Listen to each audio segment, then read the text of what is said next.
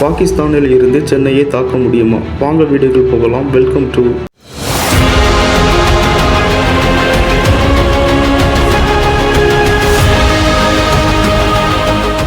பகல்காம் தாக்குதலை தொடர்ந்து இந்தியா பாகிஸ்தான் இடையே போர் ஏற்படுமானால் பாகிஸ்தான் இந்தியாவின் எந்த பகுதிகளை குறிவைக்கும் என மதிப்பீடு செய்யப்பட்டுள்ளது. அதன் அடிப்படையில் தான் இந்த போர்க்கால ஒத்திகை நடத்தப்படுகிறது. அந்த வகையில் தமிழகத்தில் கால்பாக்கம் அணுமின் நிலையம் மற்றும் துறைமுகத்தில் தாக்குதல் நடத்தப்படலாம் என்று கணிக்கப்பட்டுள்ளது.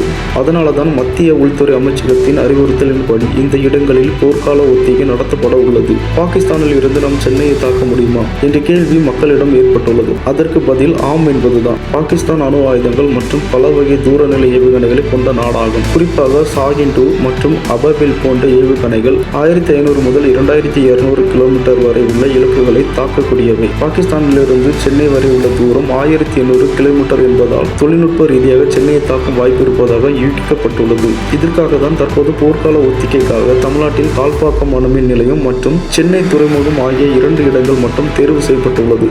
ஆனால் இதற்கு மேலாக நமது இந்தியாவிடம் ஏற்கனவே பல்வேறு பாதுகாப்பு அமைப்புகள் உள்ளன.